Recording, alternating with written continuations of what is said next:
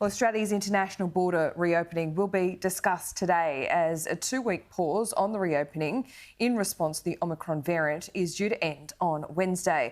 A decision will be made on whether skilled migrants and international students can return or the travel ban extended. Joining me live now is the Minister for Finance, Simon Birmingham. Thanks so much for your time.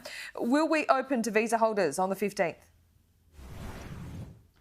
Hi Laura, look, I think we should be very optimistic that we will see this sort of opening happen relatively soon. Now, final decisions and announcements will be made, of course, by the Prime Minister in due course. But as we've continued to gather as much information as we can about the Omicron variant to make sure that we take sensible, safe precautions and continue with our approach to reopening, that it be done in the safest, most cautious possible way while occurring as quickly as possible. We've been making sure that we get the best possible analysis and evidence, and from there I think we can have confidence that certainly international students who are looking to start next year should expect to be back in Australia, and that we're well placed with our very, very high vaccination rates and the next steps now being taken in the booster program and the childhood immunisation program to really keep Australians safe and secure while we reopen. What was the point of the 2-week pause though? What have we actually gained from it? Information. The chance to be able to better understand the rate of spread, the impact in terms of severity of illness, and the efficacy of vaccines against it. Now, there are still some questions to be answered in relation to some of those details, but we do have really improving on a day-by-day basis understanding in terms of to what extent this spreads as fast as Delta or maybe a little bit faster, the extent to which the health impacts are possibly a little less than what we've seen previously, and really the questions around the efficacy of vaccines being a key part that we continue to work with medical scientists to get a true picture of. But again, people should have confidence that vaccines provide meaningful protection against Omicron and all variants to date of COVID-19, and that's why keeping those vaccination rates high, getting those boosters and pursuing childhood vaccinations are going to be so crucial. In the interest of transparency, in a year where the unexpected has certainly come to the fore, what is the trigger going forward for pausing or shutting our borders once again?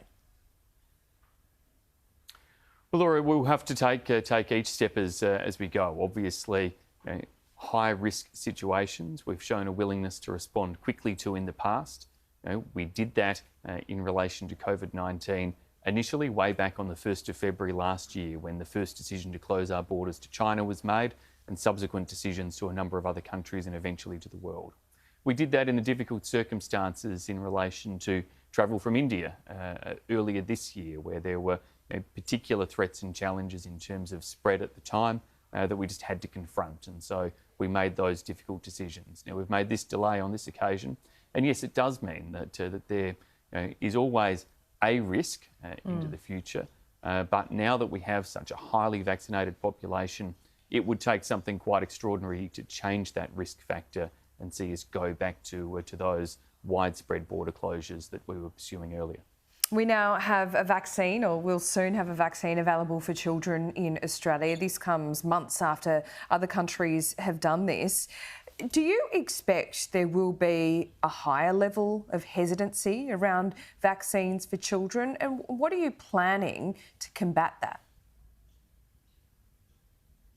Well, I think certainly parents are both eager to have their children vaccinated, but want the reassurance in relation to the safety and the processes around that. And so, yes, a handful of other countries have started childhood vaccination programs, but it's by no means been widespread across the globe. We do, however, now have enough data from the US, where I think it's around 4 million first doses administered to children and around 1.5 million, I think it is, second doses administered to children, providing an underpinning there in terms of how the rollout to children has gone and the success that has been in terms of both the safety around vaccine administration and increasing effectiveness in terms of preventing and reducing the spread of COVID-19 or the incidence of illness, remembering that children historically have shown a very high resistance to COVID and a very low likelihood of serious illness to date.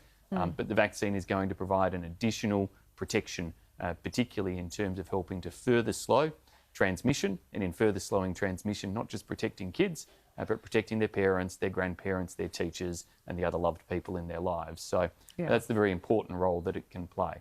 Of course, we have to make sure that clear information is there, reassurance to Australian parents that we have gone through all the normal, proper, thorough processes.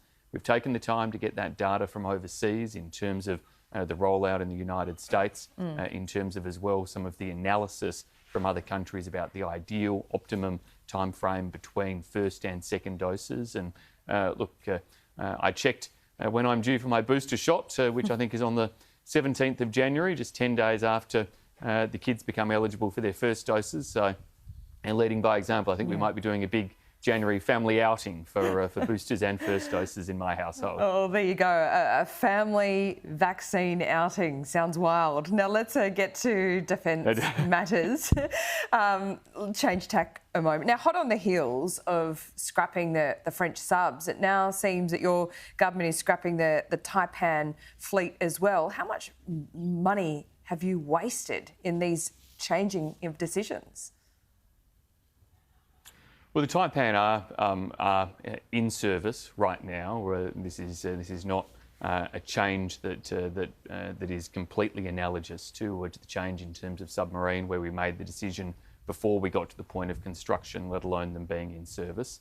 The Taipans are providing a service to our defence forces, but we have done the analysis in terms of operational capabilities, reliability, all of those different things, and believe that in terms of future needs, future procurements, we're going to be better served by going in a different direction. That's about making what are not always easy or popular decisions with suppliers of particular military equipment, but making sure that we continue to follow the best possible analysis that's available to us about what our Defence Force needs in the future and making those capability decisions. Gladys Berejiklian doesn't want to join your government. What does that say? Well, I think Gladys has said she doesn't want to continue in politics, and she's going to take a different direction. Now, Gladys is a dear friend of mine for many decades standing, since before either of us served in Parliament, and I wish her nothing but the success and happiness in the future. I've got no doubt that, like other former premiers, Nick Greiner or Barry O'Farrell, that Gladys will go on to serve with great distinction in the private sector and contributing in other ways and other roles that she undertakes. I would have loved to see her run for a federal parliament, but as I said to you last week and have emphasised time and again, it was always her decision, and it's entirely understandable after the gruelling time she's had leading New South Wales and the challenges she's faced in recent months that she decides to go in a different direction. Do you think it's because she thinks that you might not win? No, I think it's because she wants to do something else with her life. Okay. I believe what she's saying when she makes her public statements. Well, she didn't rule it out completely. That should be said, Minister. She did not rule it out completely. She said there'd have to be a long time before she consider it again. But if she went into federal politics, she could be the Prime Minister pretty soon after that, couldn't she?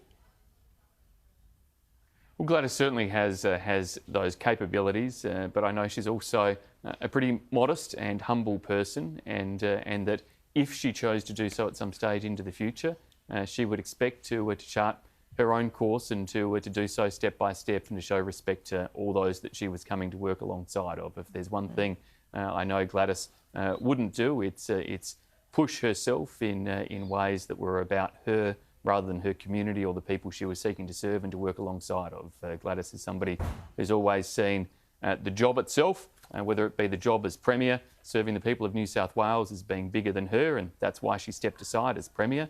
I know she also sees the party as being bigger than her individual role, and that she's always respected her contribution to the Liberal Party, not seeking to overtake or control the Liberal Party. And so in every single way, Gladys is a person who I have deep admiration for, great personal respect for, and look, as I say, I think everybody would wish her nothing but all the best in whatever the next steps are. And if she has a contribution to make in public life that she decides to do at some point in the future, that'd be very, very welcome, but it's still her call.